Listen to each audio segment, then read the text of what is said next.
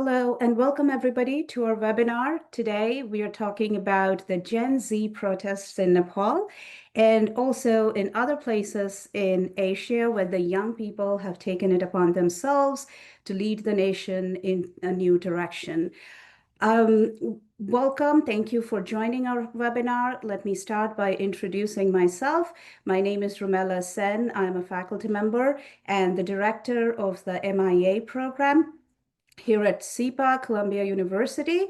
Today we have a really distinguished panel with a lot of representation from the Gen Z to talk about the Gen Z protest. Let me begin by saying that we are really happy that we can start on a positive note because as we are speaking, Nepal has actually elected its first interim woman prime minister, Sushila Karki. So this seems like things are going in the direction of restoration of democracy, which we all can agree is a positive development in Nepal. However, what happened in Nepal over this week is really important for us to discuss and take stock of, because it is not just Nepal. We have seen this trend of anxiety, frustration, and a general mass mobilization of the youth in many other countries in Asia, including Bangladesh, Sri Lanka, Indonesia. So what we are going to discuss today is, some of the long and short-term reasons for this protest, what explains sort of the explosive escalation into one of the largest, arguably, mass demonstrations in the history of the country. We also want to discuss, despite a lot of negative press about instability, weak democracy, democratic backsliding, we might also want to look at this as a long history of Nepal's aspirations for democracy. The Nepali public, the people of Nepal, particularly the young generation in Nepal, has been anything but complacent about their political future, the direction in which their country has been going. As those of you who have followed the history of Nepal know, there has been a long history of mass mobilization, mass protests by the people of Nepal. So what we want to do today is take stock of both what happened over the last few weeks, starting with, I think on September 4th, the government ordered to shut down internet to today, right? And we're also going to talk about, situate this recent developments in the long history of Nepal. Right, with that introduction, let me start introducing the panelists that we have today. Let me start with Dr. Keshav Giri. Dr. Giri is a lecturer in international relations at the University of St. Andrews. He has also been a research fellow at the Women and Public Policy program at Harvard University. His book, War Through Intersectional Lens, Female Combatants and the Maoist Insurgencies in Nepal, is published by the Oxford University Press. And I can personally recommend that book if you're interested in Nepal. Next, we have Ural Singh Mishra, who is from Lalitpur, Nepal, and has previously been involved with organizations involved in peace building and human rights in the country. He currently works at a climate justice organization dedicated to supporting human rights defenders around the world. And I am very proud to also add that he recently graduated from SIPA with concentrations in human rights and humanitarian policy and economic and political development. We also have Nathaniel Pribadi, who is a master's student in learning analytics, Teachers College, Columbia University. He has founded a nonprofit educational platform called Logos ID that publishes on philosophy, politics, economics, and human rights, and offers free lessons as well. Before Columbia, he was a tech founder building generative AI and data analytics product. Last but not the least, we have Niharika Talukdar, who is also a recent graduate of the MIA program at SIPA, where she specialized in international security policy and international conflict resolution. She has research interests in the political violence, insurgency, and democratic backsliding. in Nepal and South Asia in general. Most recently, she has published on the trajectory of Nepal's Maoist movement and its shift from insurgency to governance. We are also expecting Dr. CP Ariel to join the program from Kathmandu. He has let me know that there were some internet issues that he was experiencing, but we are still hoping that he will be able to join and give us what he's seeing there in Kathmandu. So welcome everybody. Let's get started. I think I would start with Niharika, if that is okay with you. Niharika, do you want to tell us a little bit about how did we get here? What are the immediate causes of this recent uprising? And particularly, I think if you would highlight why the Gen Z, why is the Gen Z angry? What were they angry about? Over to you, Niharika. Yeah, thank you, Dr. Sen. Very happy to be here today. This Gen Z movement is one against government corruption and elite impunity. And these are things that have long been a source of frustration for Nepalese people, and now and then the issue re-enters the public fray. This time it was reignited most notably when the government tried to arrest a journalist named Dilbhushan Pathak for talking about how Javier Dioba, the son of former prime minister and the former foreign minister, allegedly used political influence to purchase Kathmandu's Hilton Hotel. And the state chasing him leads to more public discourse on corruption, but now also the suppression of free expression. And all of these conversations are happening online. So when the government announces that they've put out a directive ordering social media companies to register in Nepal lest they be inoperative in the country, whatever the intention with that was, it's seen as yet another way to quell dissent. And despite the impending ban, a trend takes off in Nepal and beyond that shows video edits juxtaposing politicians and especially their kids flaunting what's widely believed to be wealth garnered, brought in because of corruption. And they've juxtaposed that with ordinary citizens working the fields, going to work in the Middle East, coming back in body bags, and it's jarring. It angers people. So then the comment sections fill with calls to organize. And I'm not sure if it was a group or an individual, but someone suggests a protest against corruption on September 8th, and it takes off. And across the country, people share posts saying, wear comfortable clothes, bring water. We're going to meet here at this time and hold a peaceful demonstration. And in the beginning, that is what it was. It was a peaceful protest until the state deployed water cannons, tear gas, rubber bullets, and eventually live rounds. And by the end of the day, 19 people had been killed. 19 citizens had been killed, and including school children. And what happens the next day? The escalation of the protests, burning government buildings, going after officials. And yes, we know that, or we believe widely that a lot of this is the actions of opportunists, not the initial Gen Z movement. But this was only possible, this only happened because of what the government did on September 8th. Nepal is a democracy. Democracies require space for dissent. People need to be allowed, when they're upset with the government, they need to be allowed to have the space to say so. And when the government takes that away from them, people aren't going to be happy. They revolted in this way at this time because the state tried to almost criminalize disagreement. And the last thing I'll say is you want to understand that this is also happening as youth-led movements are moving through South and Southeast Asia. Young Nepalese people on their phones witnessed the July Revolution in Bangladesh, Sri Lanka a couple years ago, Indonesia now, and they're not just seeing it, they're talking to each other. They're giving each other notes, they're encouraging each other. And Nepalese people are thinking, people my age, in surrounding countries are standing up to their governments and forcing them to reckon with demands for accountability and reform. And I can do that too. And that's what it was. Thank you, Niharika. That was a really useful account, I think, for all of us and also for our audience. And I particularly want to highlight two things that you mentioned, and we might come back to it.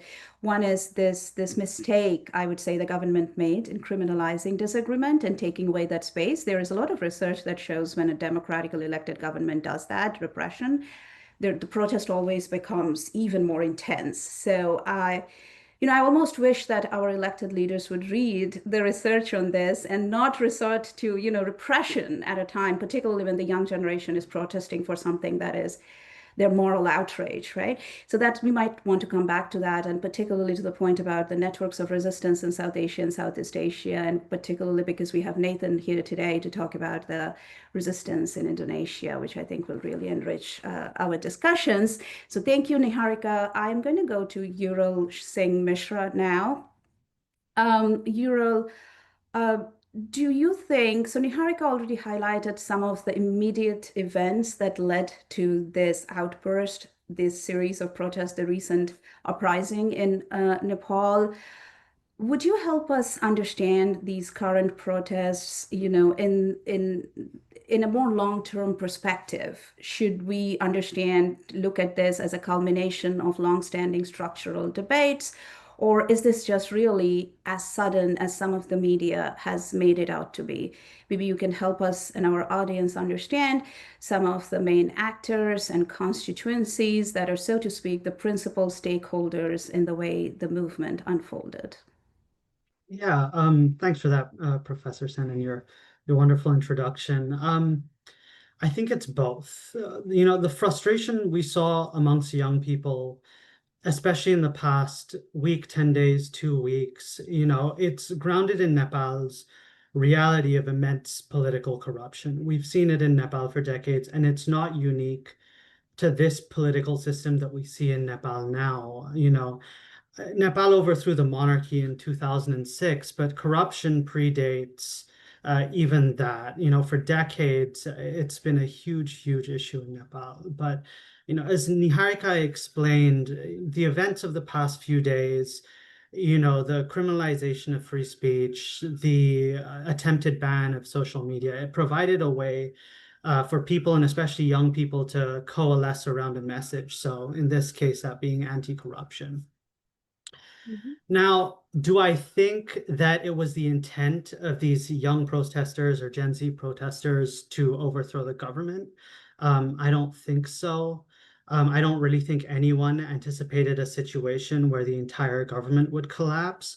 If you listen to what a lot of these people were advocating for, it was stronger anti-corruption measures, good governance, and generally a better path for the future. So I think both things can be true. There's these long-standing grievances which protesters were organized around, but then also this flashpoint with, students getting killed, young people getting killed. These images were all over the social media and kind of scarred into the minds of the national consciousness. And that leads to this flashpoint on the second day where we see a lot of rioting and a lot of violence, what I'm familiar with primarily in Kathmandu, but also all across the country.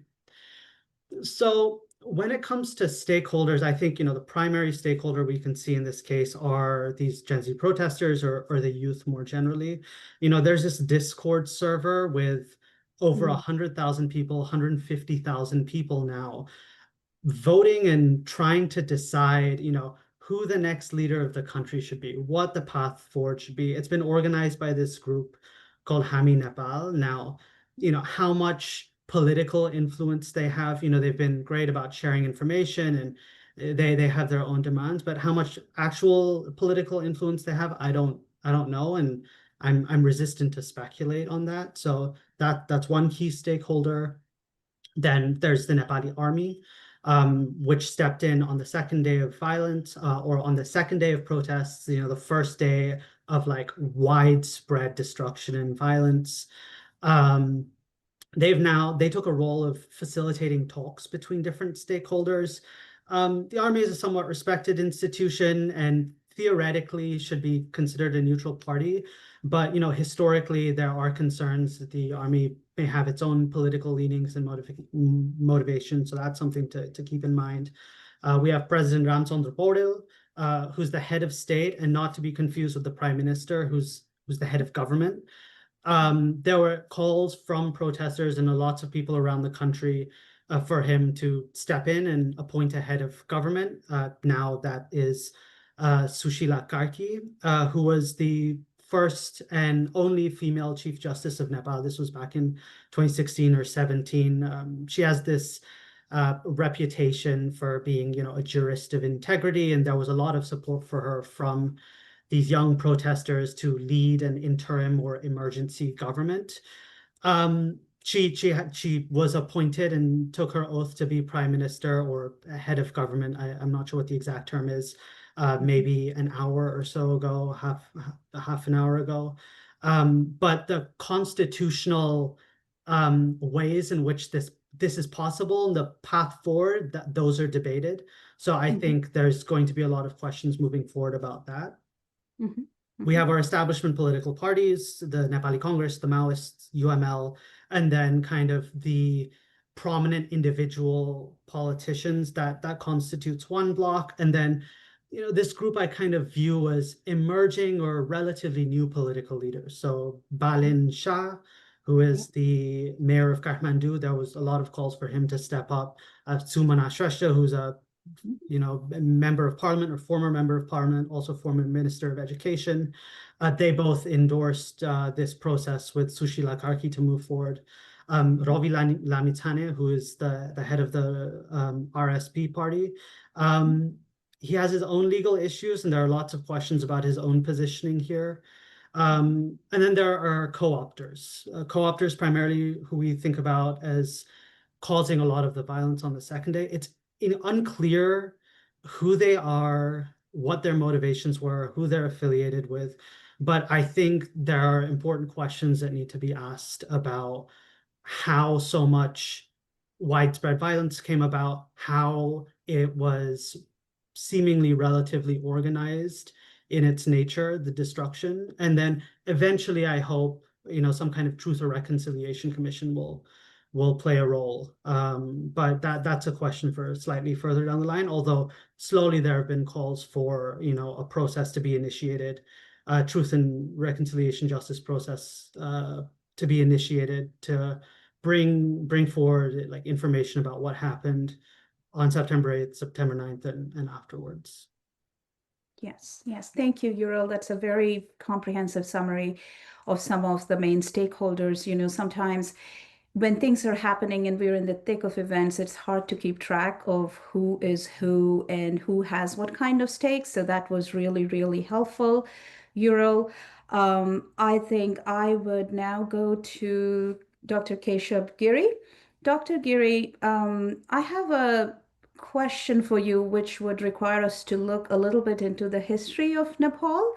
So, in some of the media reports, there was this claim, this adjective used that this is unprecedented, right? But we also know, for those of us who have been interested in studying the history of Nepal, that Nepal has had many other popular mass movements in the past. So I wanted your opinion as a scholar of Nepal and as also as somebody who is from Nepal and has grown up there. Do you think this is really unprecedented, or do you want to make some connection between the current events and what has happened in Nepal's past in its journey towards democracy? Over to you, Dr. Giri. Thank you, Rumela, and thank you, SIPA, for this timely event. I would like to get back to what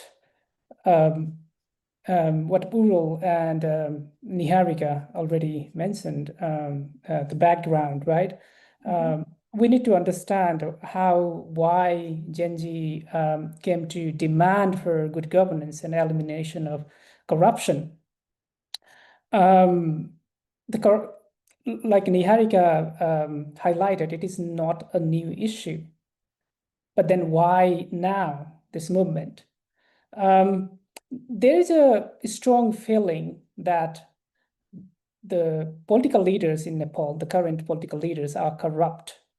The leaders of three major political parties in Nepal have been in power for the most of the period since Jan Andolan 2, the mass movement that happened in 2006. Since the establishment of Democratic Republic in 2008, after the Maoist insurgency in Nepal between 1996 and 2006, 8 geriatric men from 3 main political parties have led the country 14 times between them. Prime Minister Oli, who tendered his resignation on the second day of this Gen Z movement, was serving his 4th term. So people were fed up of, seeing those faces again and again. And during this time, corruption and malpractice flourished. Niharika mentioned, the inequality, the chasm between haves and have-nots, that led young people to harbor resentment and frustration against the political elite. Political parties were dismissive of any demands to rein in corruption and good governance. So what now? What lies ahead of us?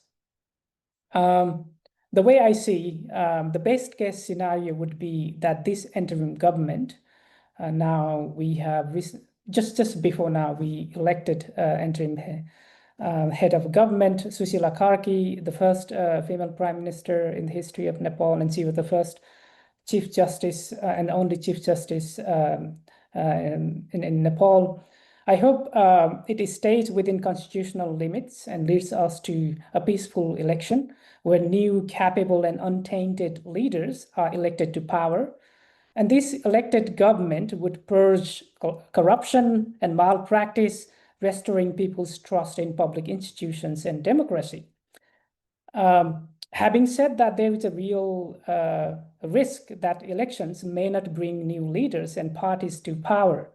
As in Bangladesh, Gen Z lacks an organizational base. Moreover, there is no coherent or detailed agenda, nor a solid plan of action.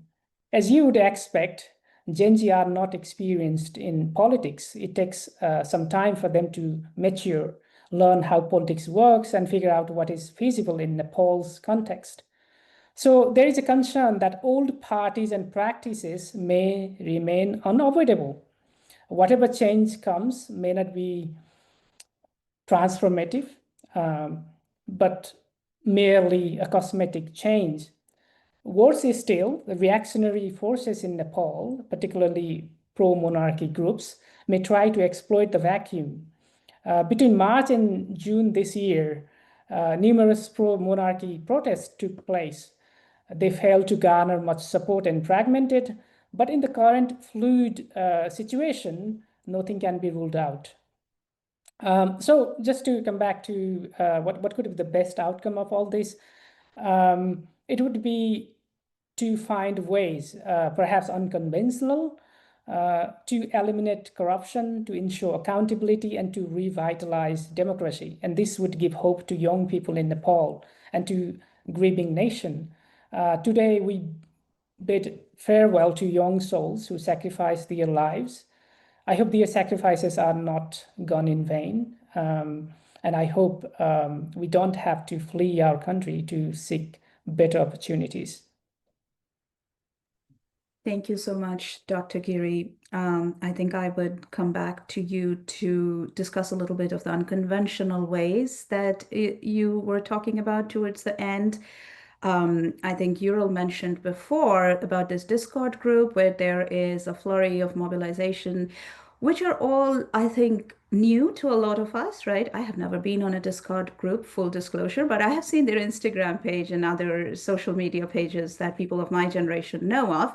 So there seems to be a lot of interest, which to me, I know I'm coming back to this again, which to me is a positive sign that there is a general and very strong display of democratic aspirations among the people, among the young people in Nepal, right? Again, although there is a lot of concern about democratic backsliding, but a lot of this protest comes from a place that the people want more of democracy or better democracy and not less of it. So perhaps we can take that as a positive sign. We don't know where this will go.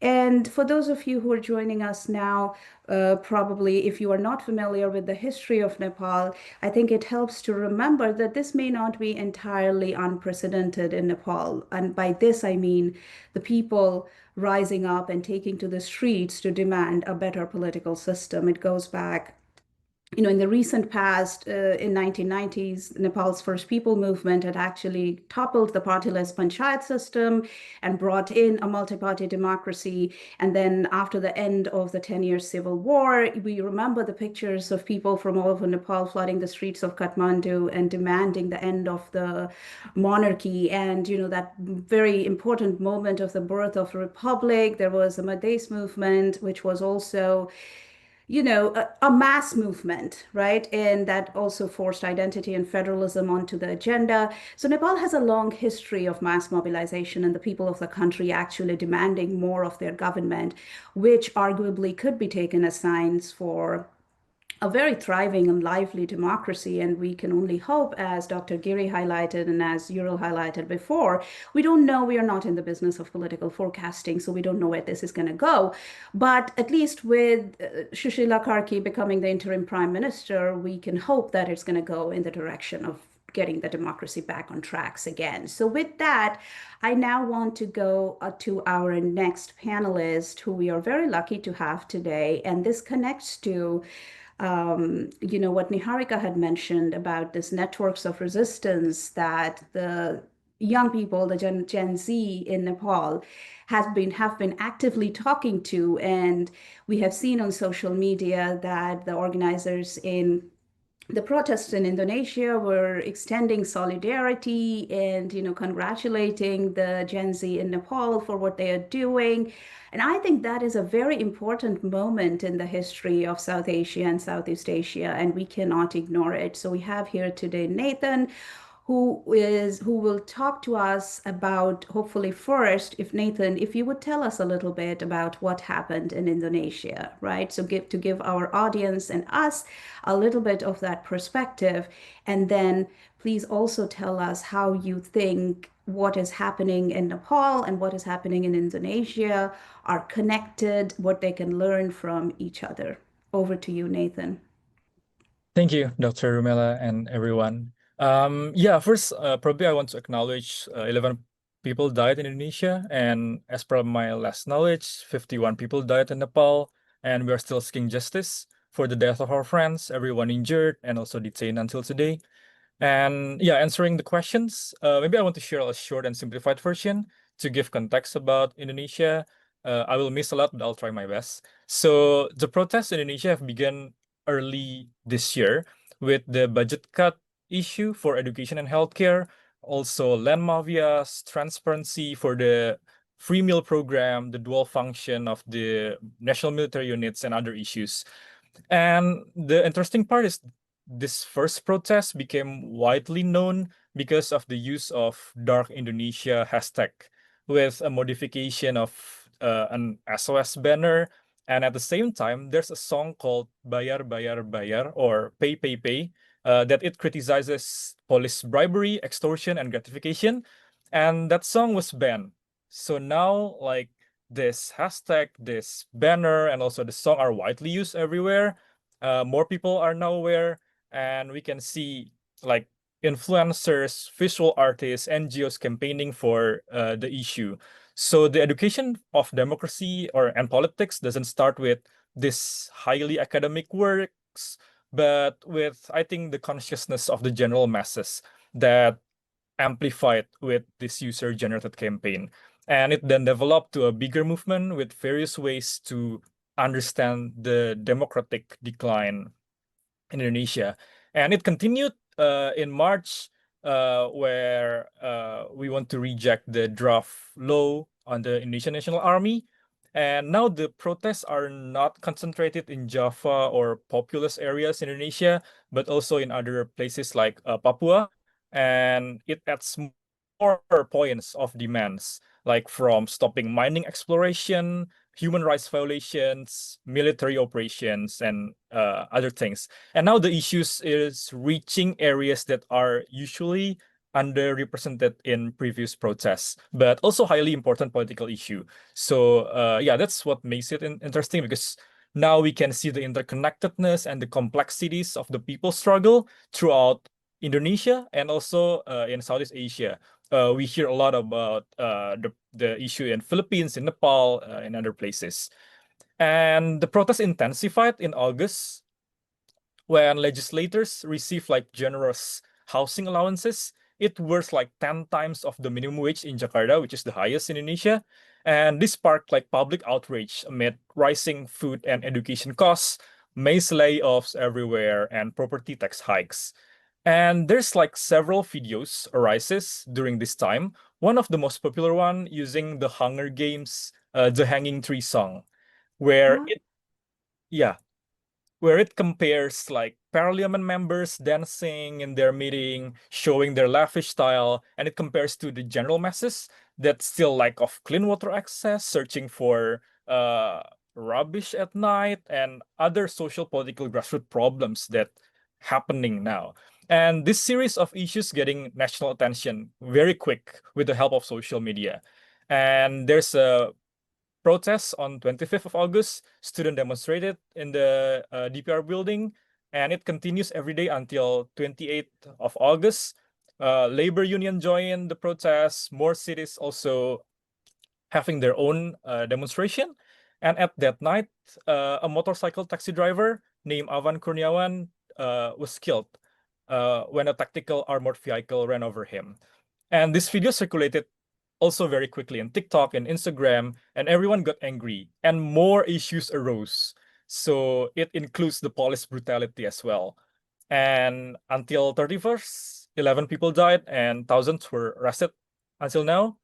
And yeah, I think during this series of protests since February, I think people could see in life the police brutality, the running over that killed innocent people, the government's ignorant responses, and others. And yeah, this uh, life view sparked the outrage, and probably because it touches the basic human rights to live and express themselves. That's why it's become exploding. And I think this kind of media is also used in Philippines and Nepal and other Mhm. countries as well. I can see some similarity and differences. For example, there are the movements in these countries are more decentralized, more leaderless, and I think fueled by the social media ability to bypass traditional media and political structures.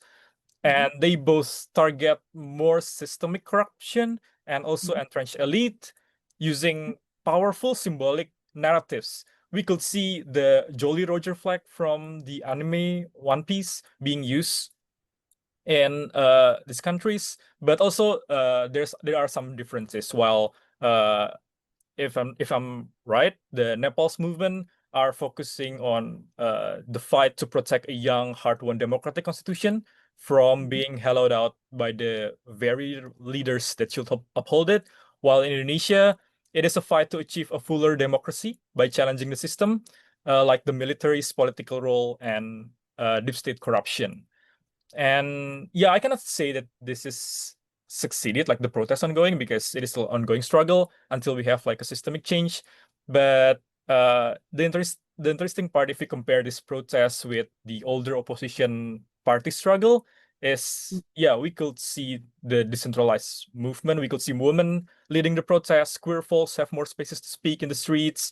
Indigenous people can talk about their oppression, and yeah, we could see also fewer individuals claiming to lead the protests and probably later advance themselves to the general elections or etc. So yeah, I think the activism or movements are different, not because of the easiness of the spread of the news using social media, but also it gives a little hint of class struggle and class consciousness that we should fight vertically, not horizontally.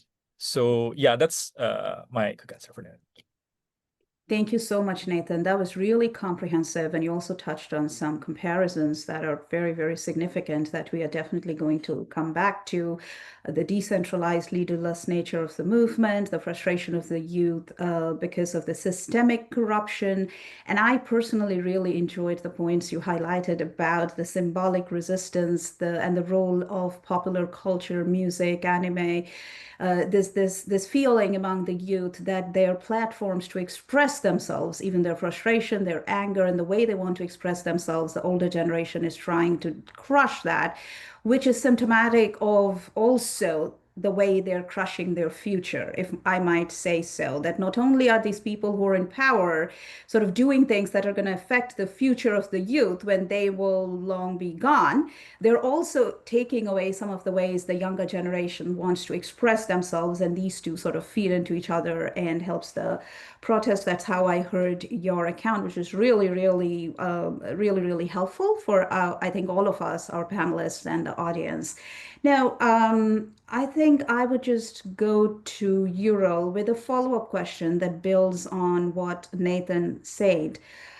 Before I do that, I want to read a question to all of our panelists if anybody wants to tackle this question from the audience, because Nathan touched a little bit on this, the difference between Indonesia and Nepal. So let me first read the question from an anonymous attendee on that I just received. It says, on social media, it's been said that the wave of protest in Indonesia has been one of inspiration for Nepali protests, right? So that's for sure. We have all seen those posts. The movement in Indonesia have been repeatedly curtailed by both the military crackdown and police brutality. Threat of martial law was one of the reasons the movement was stalled. I was wondering, what are the role of the military in Nepal? Their perception in the society, in the eyes of the Gen Z. What are the factors that made the civil movement in Nepal successful, so to speak, compared to other civil movement in other countries? I think that is an excellent question, anonymous attendee. Thank you for that question. So I would throw this question to our panel. If anybody wants to answer this, the perception of the military in Nepal compared to what it is in Indonesia, and if you would connect that to the trajectory of the movement in Nepal versus Indonesia. Wonderful question. I can go first if that's okay. That's a great question. Unlike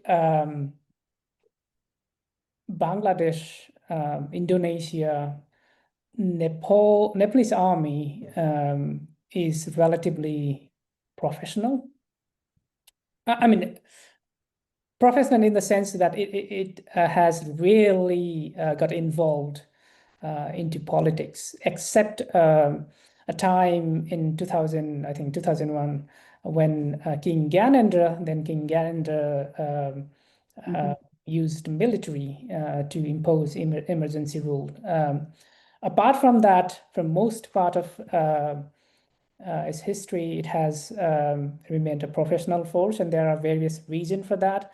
It is highly venerated in Nepalese society because it was involved in unification of Nepal. And also it contributes highly to the UN peacekeeping missions. I think relative to size, Nepal contributes more peacekeepers to UN per capita than any other countries. It is fourth after in the big countries like India, Bangladesh, Pakistan, and others who have massive population.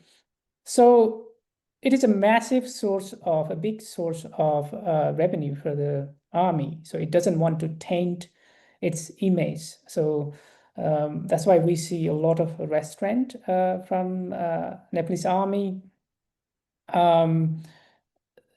Yeah, so I think that may be the difference between army in these countries that we are talking about. Even for this Gen Z movement, there were some questions regarding army's role. Why did it intervene so late? Why did it let the parliament building, the High Court building, and all that, raised to ground? Why didn't it intervene? The army said that because it wanted to protect lives. Had it intervened, that there would be more lives lost, and so on. So while army has involved in various projects, development projects, there has been, to some extent, I would argue, the militarization of Nepali society.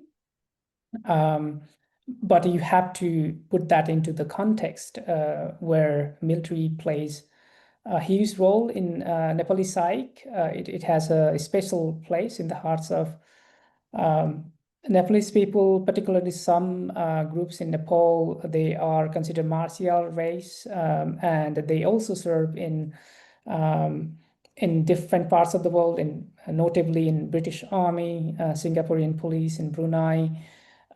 So it wants to keep its professional image. That's why it's reluctant to play a political role. Thank you, Dr. Giri. Does anyone else want to talk about the Nepali army and how the Nepali public perceives the army versus, let's say, the police, right? There is a difference between how the people perceive the army and the police. And I just wanted to mention that, the Nepali army has also evolved over time, particularly after the end of the People's War in 2006. Some of us have looked into the reintegration of the former rebels into the Nepali army. That is a lot of people have researched that, the process of reintegration and what that might have done to the Nepali army and its elite character, or, so there has been the Nepali army has evolved over time, and general perception is that they are not as associated with brutality and repression as they are possibly in Indonesia or Bangladesh, right? So that's definitely an important difference to take into stock. I have seen these images of on social media, little kids running with a bottle of water and handing it over to the army people who are patrolling the streets as a show of solidarity and support and that respect and regard that Dr. Giri was talking about before, right? That people are actually happy that the army has stepped in. So with that, yes, Niharika, sorry. Oh yeah, I can add a little bit to that. I think, as Dr. Giri mentioned, there was a lot of relief when the army announced that they were going to step in, and that's the directive that people listened to. They were waiting for it, and that's the group in the government that the masses actually listened to. Something about the distinction between the police and the army in Nepal. The police, especially in Kathmandu, which is what I can speak to, they're embroiled in scandals about corruption, beating people up on police violence for pay, sometimes rape cases, things like they have scandal after scandal about, that's with the police commissioner, Nepal police forces. The army, while they're not completely clean, I'm sure, but the way that the public sees them is they stepped in when there was a conflict here.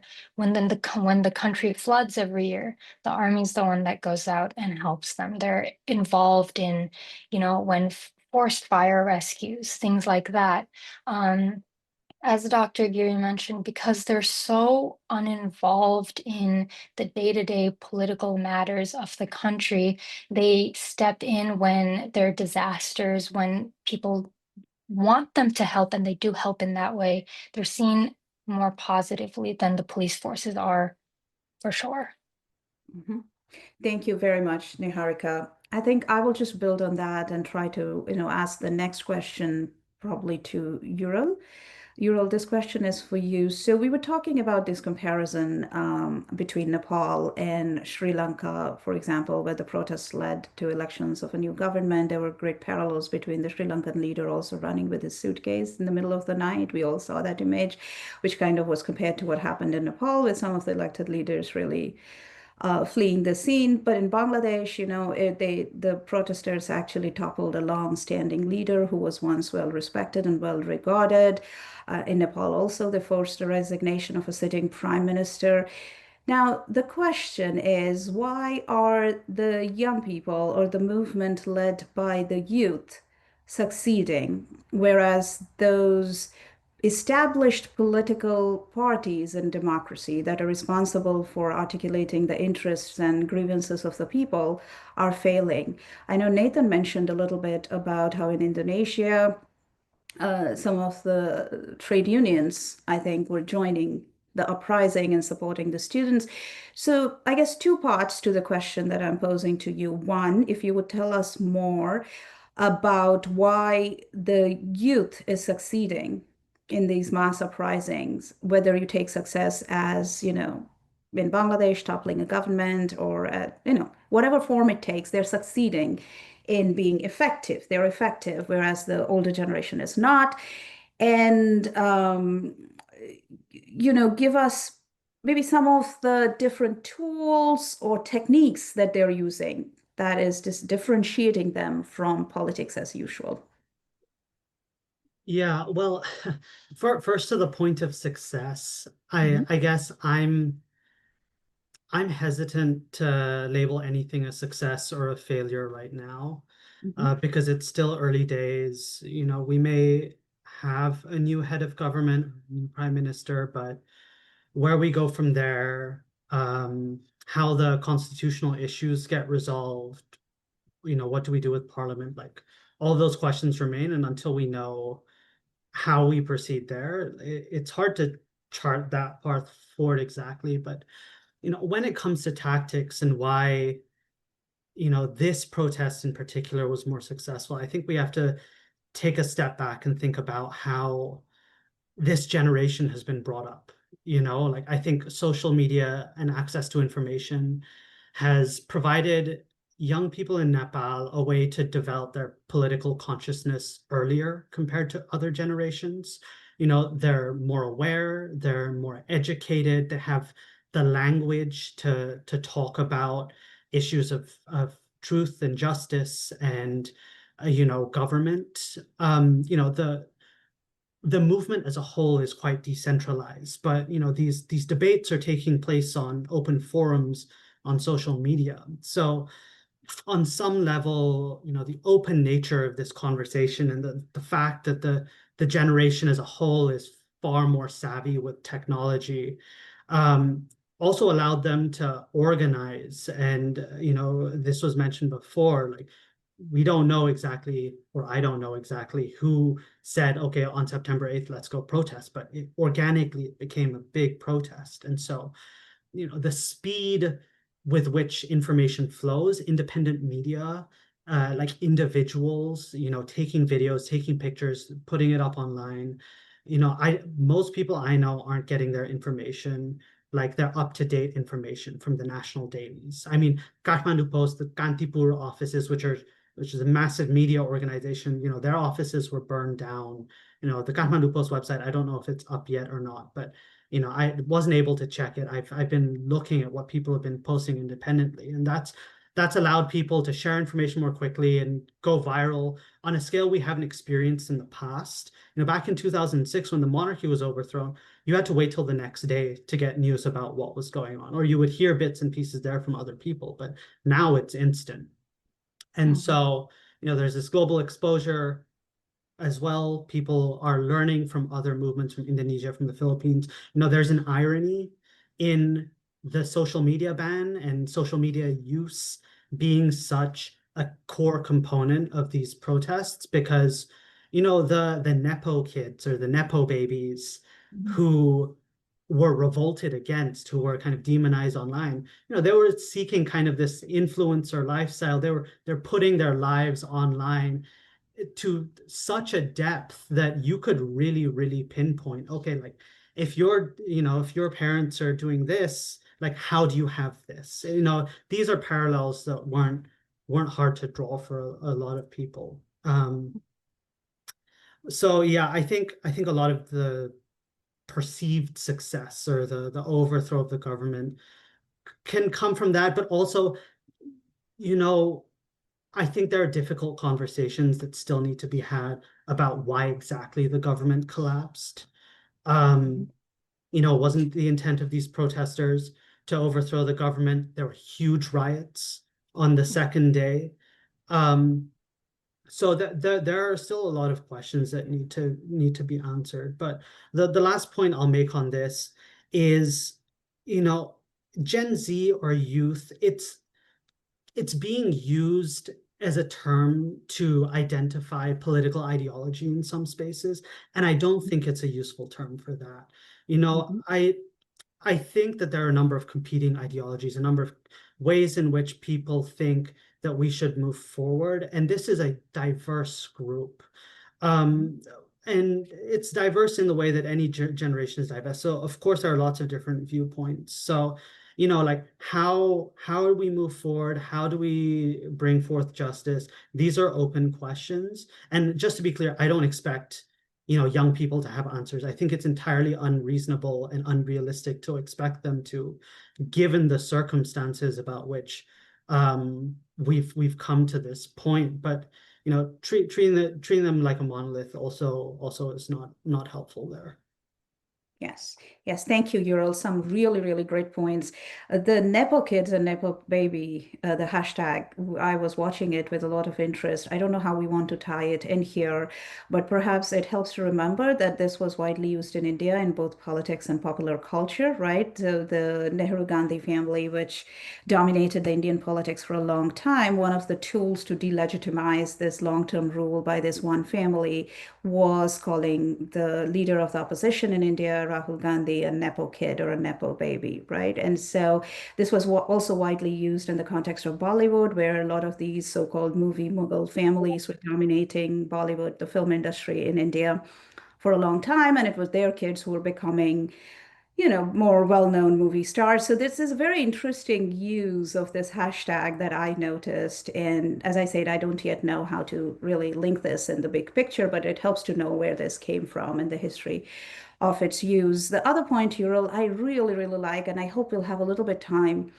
to discuss that in the end, if other panelists want to comment on this, is that how Gen Z cannot be used as a shortcut or as a replacement of political ideology. That it needs to be acknowledged that there is actually a wide diversity of ideas and ideology within the Gen Z.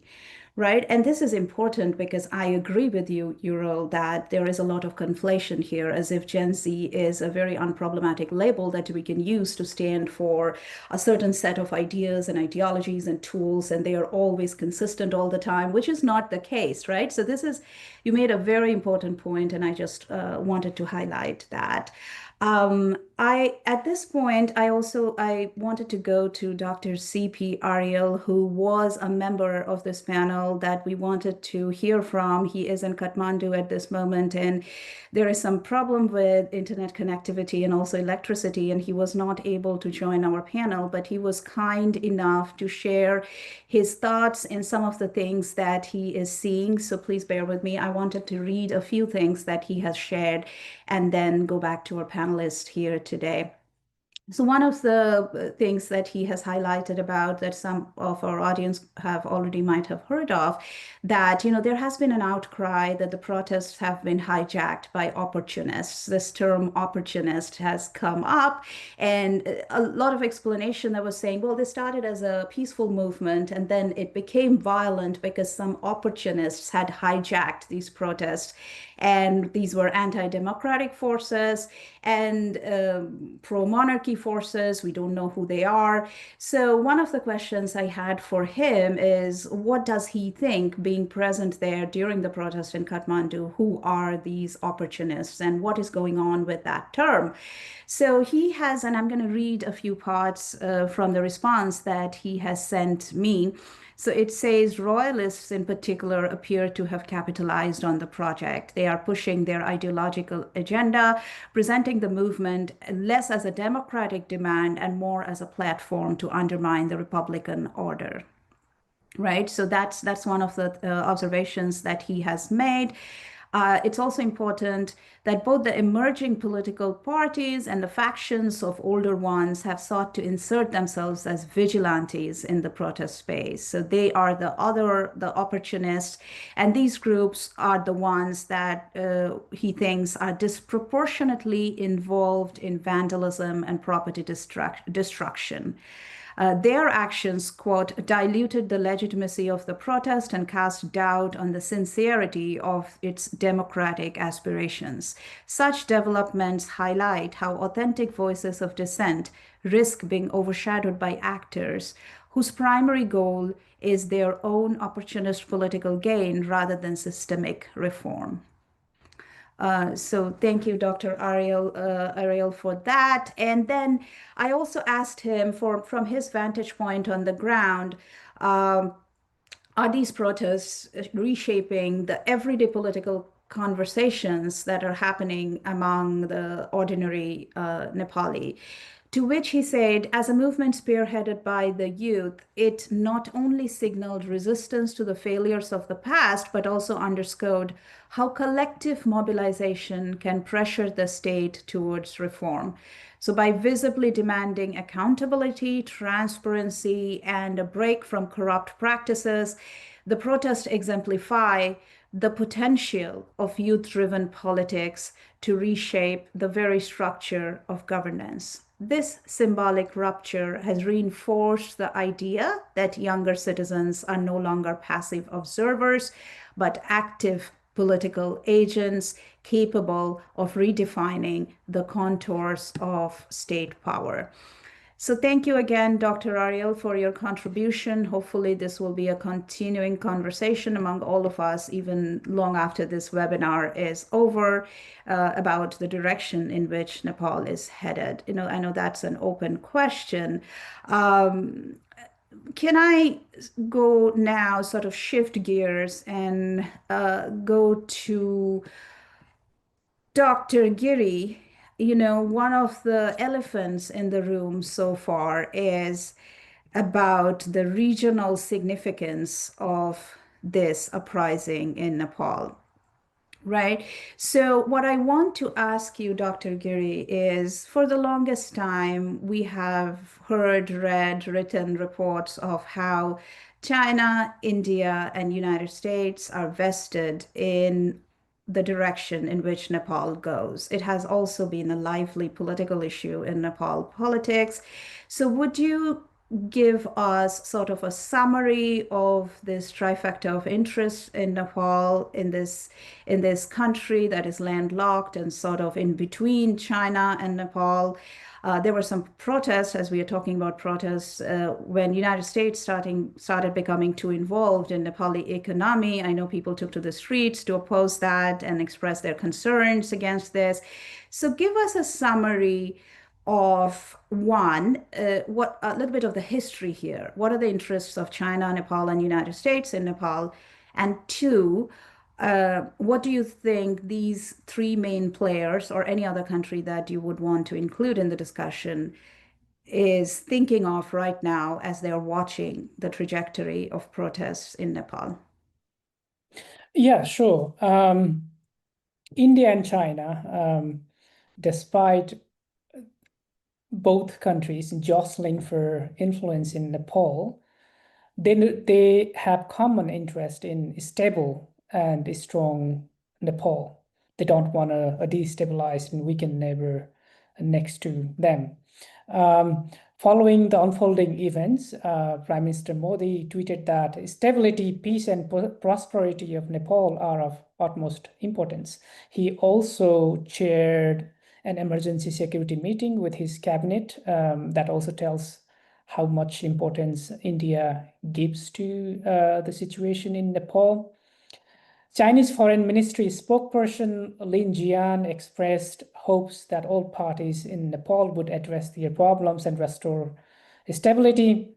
For context, Nepal is a landlocked country sharing over 800 miles of border with China to the north and over 1,000 miles of open border with India to the east, west, and south. Naturally, instability in Nepal affects both re-emerging powers in significant ways. Both China and India have recently gone through some sort of rapprochement, partly shaped by Donald Trump 2.0.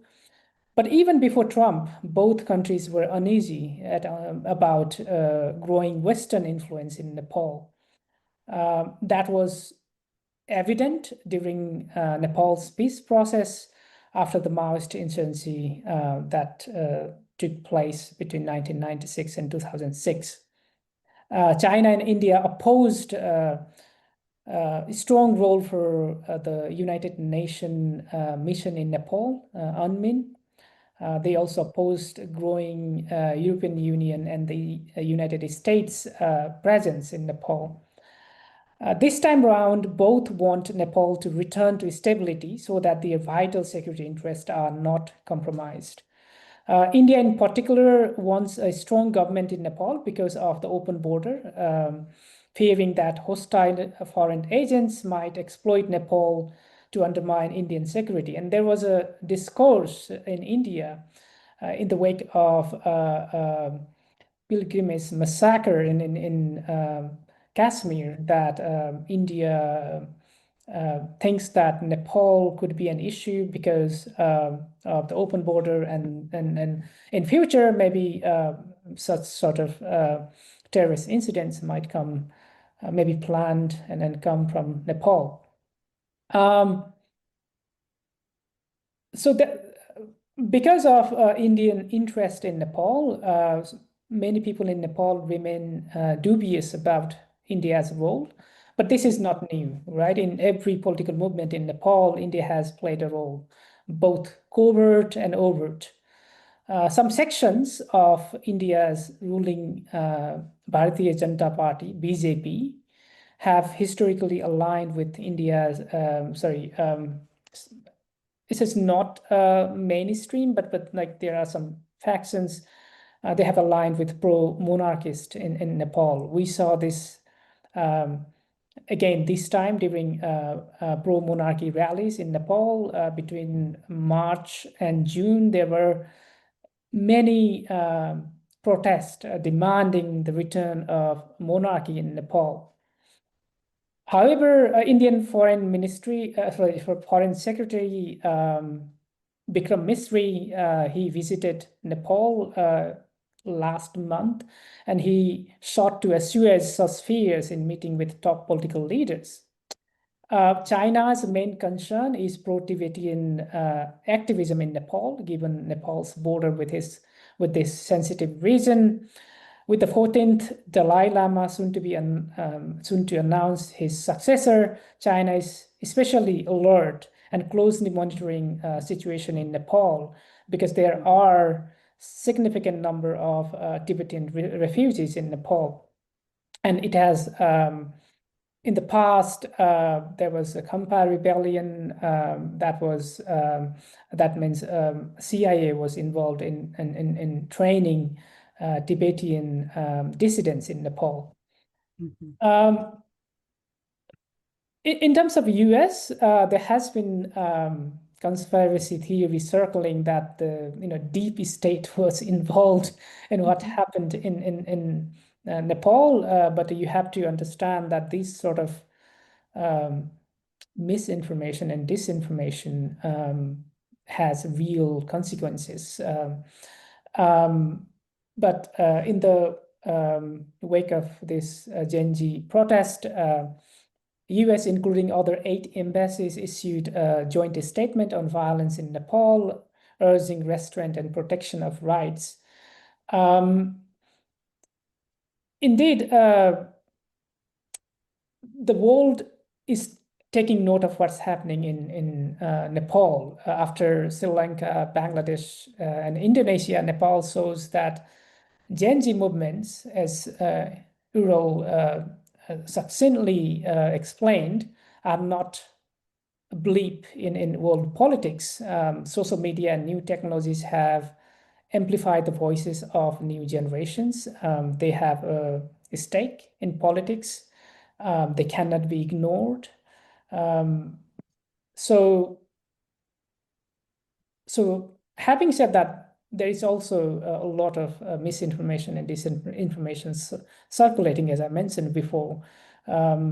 Regulation is needed, but not in the way that the erstwhile Prime Minister of Nepal, Oli, to ban it.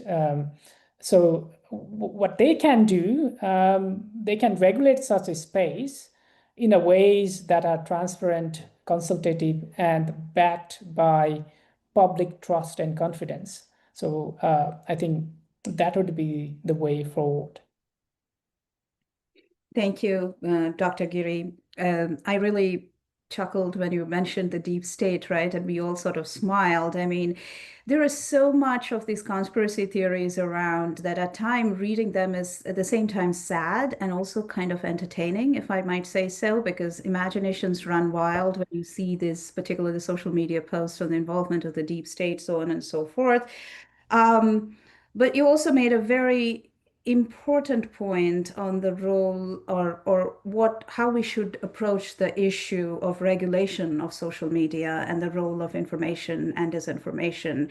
And I would next go to Niharika with a question that sort of builds on that. We all know that restricting access to internet has been an important tool in the arsenal of many states, particularly in the global south and particularly in South Asia, right? India has long been known to restrict internet freedom in Kashmir. The government, Sheikh Hasina's government in Bangladesh, had deliberately, systematically restricted access to the internet for the protesters long before the protest started so that she can curtail all sorts of criticisms of the government. And the Gen Z protest has essentially relied on internet. And you had started us off today saying that their freedom of expression, that little space that they had carved out for themselves to express themselves, their frustrations and their aspirations were taken away, which is what led to this protest. So do you want to sort of go back and take us back to that point a little bit and, tell us a little bit more about the specific role of internet and social media going forward in Gen Z activism, both in South Asia, Southeast Asia, and generally in the global South? Yeah.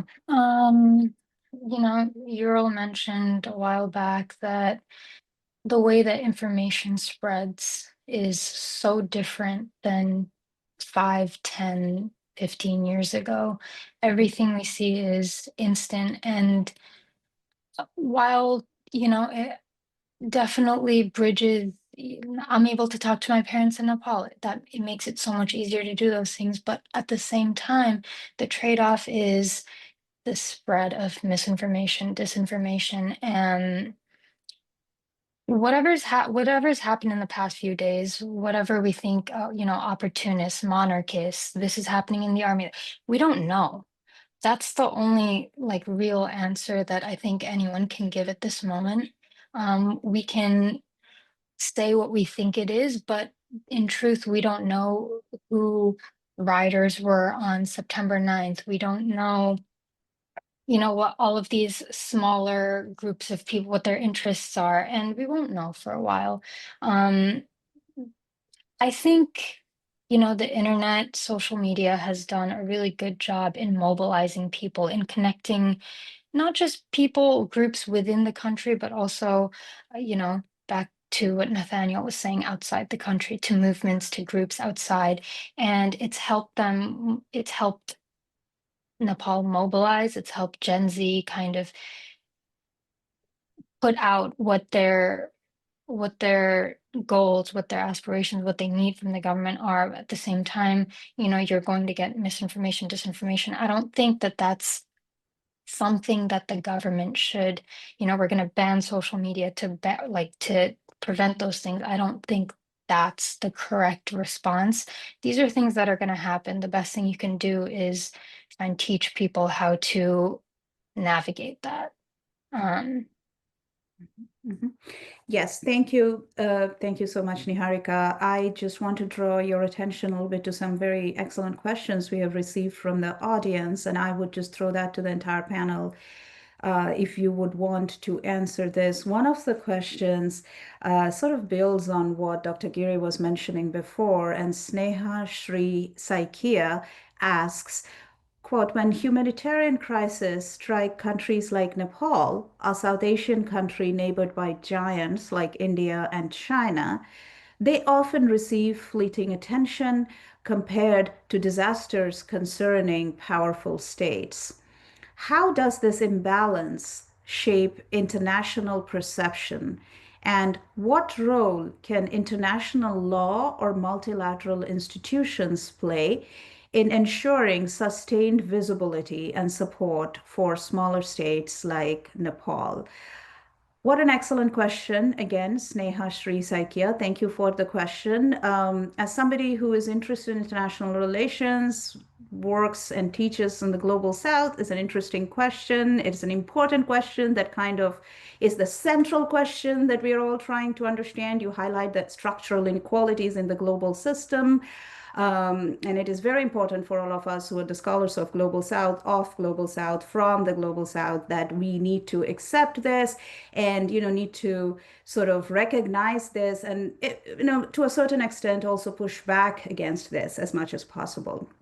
But I just want to acknowledge what an important question this is. And our panelists, who I'm sure are also familiar with this question and have wrestled with this in their trajectory as scholars of international affairs, as scholars of politics, if anyone wants to take this question.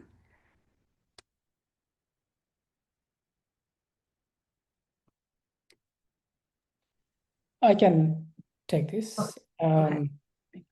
When we talk about inequality in terms of distribution of humanitarian aid and a response to any sort of crisis, we often focus on, on all those discourses, we often focus on inequality in terms of material, like whether, how much we have to support them. But we don't focus too much on epistemic inequality, inequality in terms of affects and empathy. Although a lot of critical scholars in international relations, they have highlighted this, right? Orientalism by Edward Said, othering of the Orientals, how that manifests itself in terms of political response, humanitarian response. But there is also, inequality in terms of, like I said, effects and empathy. Those who is considered deserving of our attention, of our sympathy. So we need to change the way we see the world, right? Taking a critical perspective. We need to promote the idea that all lives matter. Sorry, that's completely. I didn't mean to, correlate with, in response to Black Lives Matter. I meant to say that, people, no matter, whether they are in Global South or they are in small countries like Nepal, they deserve attention when they need. So I think we need to change the way we teach international relations, the way we teach international development, and bringing more critical theories to make sense of this kind of epistemic injustice, which can really influence the policies that we design in response, and in the way we design international law, the way we design international organization, so that they are responsive to the need of people on the ground.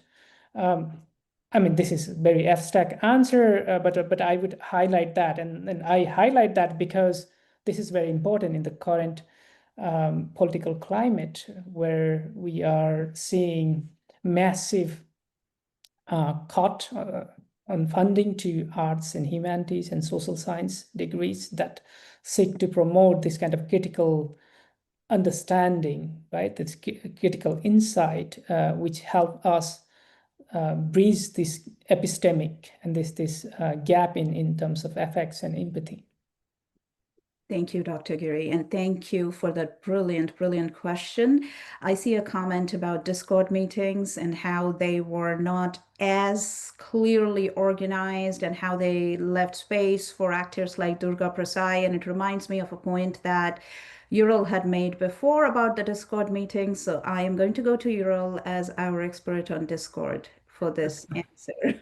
I wouldn't consider myself an expert on Discord, but it's been an interesting space to monitor. And I think that what I'm about to say also links to kind of the first point made by, or first question that I can see in the Q&A from KP Oli about power being entrenched in certain parts of Nepali society.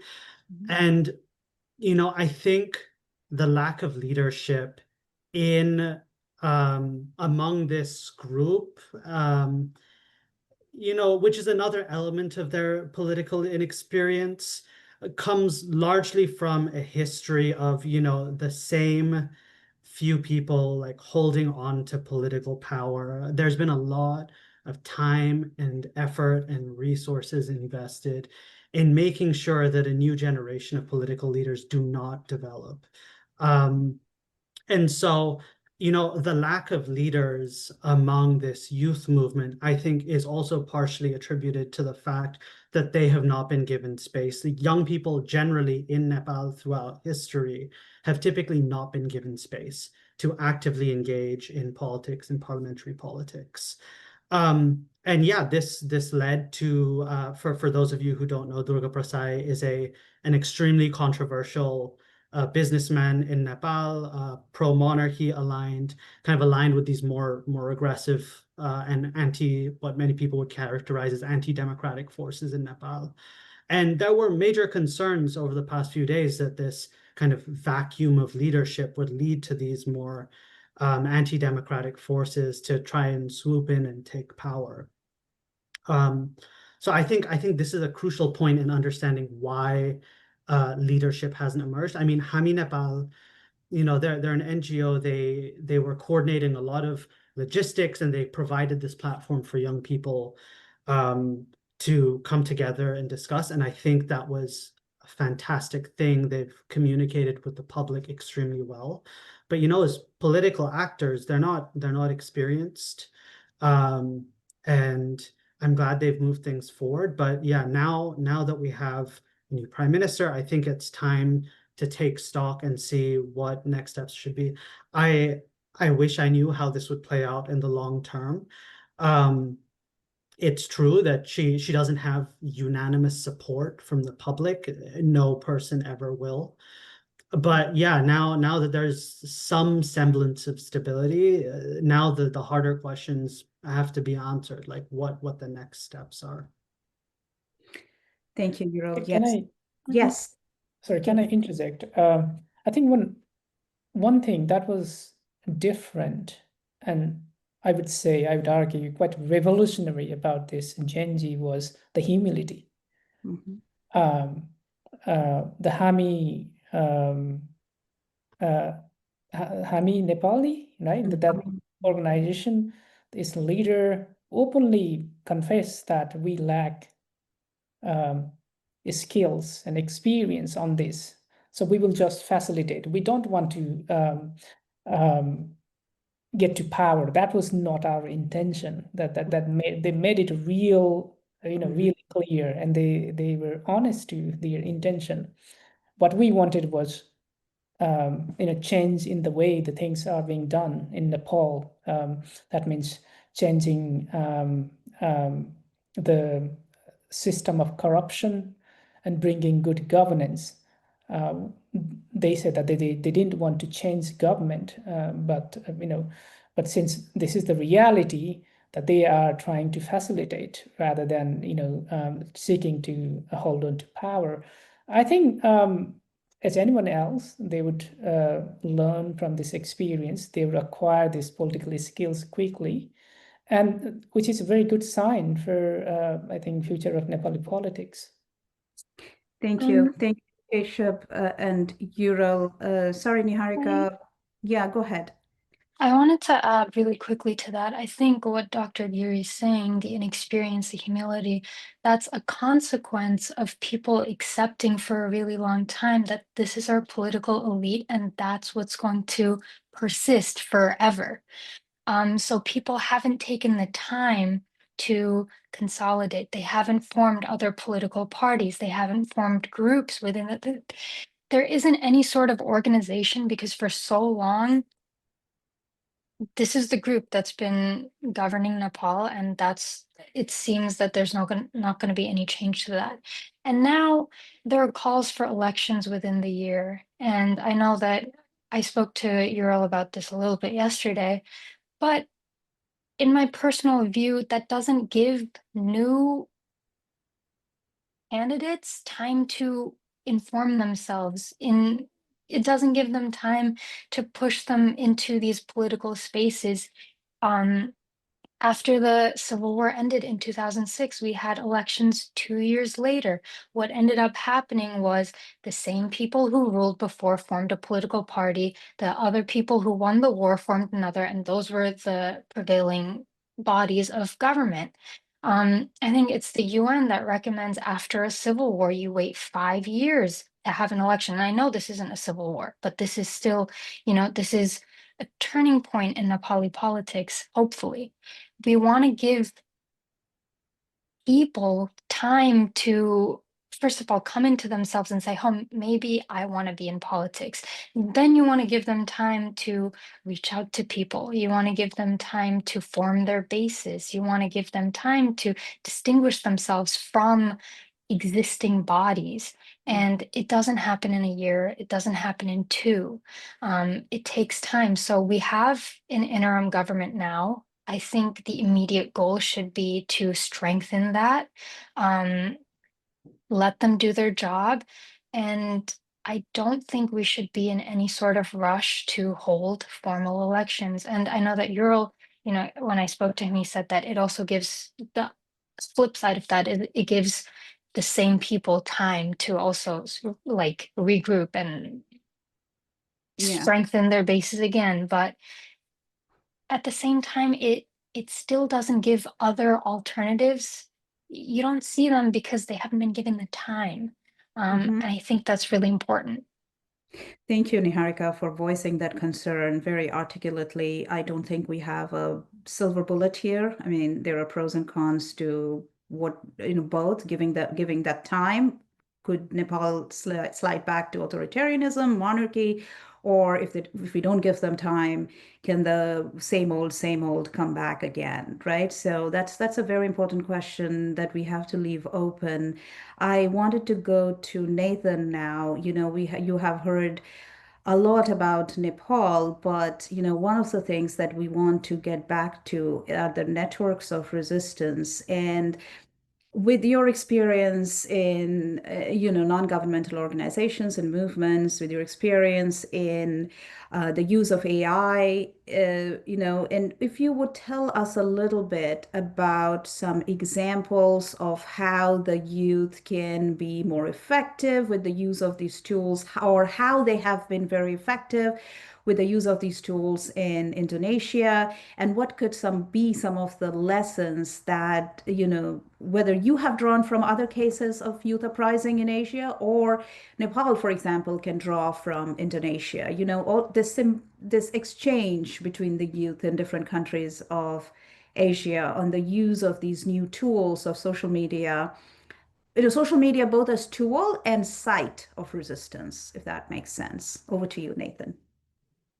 Yeah, thank you, Dr. Rumela. And probably like what I mentioned previously, like the use of symbols are the most important, one of the most important one now, because it turns like these complex issues into like simple, powerful, and emotional narratives. So the how we change from a book about wealth inequality into like 1 minute video, like you didn't need any degree to understand that.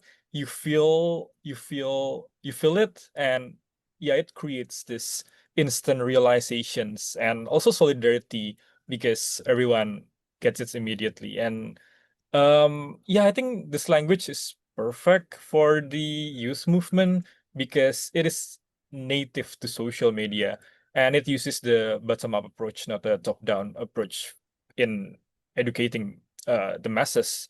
But yeah, probably the next questions is how to make like this movement consistent with a deep understanding of systemic political issue. So there are still a lot of homework for the long-term movement by the youth, and I think it should have more transnational solidarity to learn from each other because yeah, I think Indonesian people themselves need to learn from how Nepal folks have more concrete conclusion or concrete action, because now we are still in a bit of vacuum because we changed the focus into the people who are still getting arrested, etc. But the government is still there. They are still doing anything as usual. So yeah, like, and probably what is the end goal of these youth movements, or there are no goals at all, and it will be an ongoing movement as the guardian of democracy, or what else? So really, that's my take on that. Thank you very much, Nathan. We have 2 more minutes left. I want to draw your attention to the questions, I think, in response to Niharika's comment about the waiting time. We have an audience member, SK, who's saying that in Bangladesh is probably a case that we should look for some comparative learning here, that they have taken the time to reform the institutions, for new parties to form in. So there is obviously a parallel here and a case where we can learn a few things that might or might not work for Nepal. And then, I have heard that the Gen Z has been blamed for a lot of things and a lot of things that they do not deserve to be blamed for. As somebody who interacts with them as part of my job as teaching, I always say that what my generation messed up, the Gen Z is going to fix. I know it's a lot to expect from these young people, as all of you have highlighted, as Ural was probably saying, that it's okay, right? That it's okay they don't know everything. It's okay that they are not as prepared. In fact, it is in this acknowledgement that they don't know everything is where, as Dr. Giri was pointing out, their authenticity, right? Their credibility is in acknowledging what they know and what they don't know, right? So I see a lot of positive in this direction in which the youth is again getting involved in politics of their country and taking control of their own destiny. Politics has long been a dirty word in the Asian context, right? And it is only as I forget now who said that, was it Churchill? Am I even quoting Churchill? But who said that politics is the refuge of scoundrels, right? And so that has really been the case in many countries in post-colonial context in Asia. And it is a positive trend that the young generation is taking that control out of the hands of the older generation and taking it in their own hands because their future is at stake. So we don't know yet what direction Nepal or Indonesia or Bangladesh or Sri Lanka, or even if we wanted to go further behind, the protesters in Tahrir Square, right? Or, in Nigeria, it's not just Asia. There have been the youth across the world who have taken upon themselves to be the voice of conscience, even here in the United States, even here in the university that I am talking to you from. So it is probably a worldwide trend that goes beyond Asia, right? But then it's a historical trend too, that the youth always takes leadership when they think that the moral outrage has crossed that threshold of tolerance and this is time for change. So with that, we don't know where we are headed, but we can always hope that this will all go in the direction of democratic institutions becoming stronger. I really want to thank and acknowledge the Saltzman Institute for holding this webinar today and giving us this platform to discuss these issues. I hope the audience members, you stay in touch and we can talk more about these issues going forward. Thank you so much. The panelists, I really appreciated all your involved answers to the questions we discussed today. Thank you. Bye, everybody. Thank you.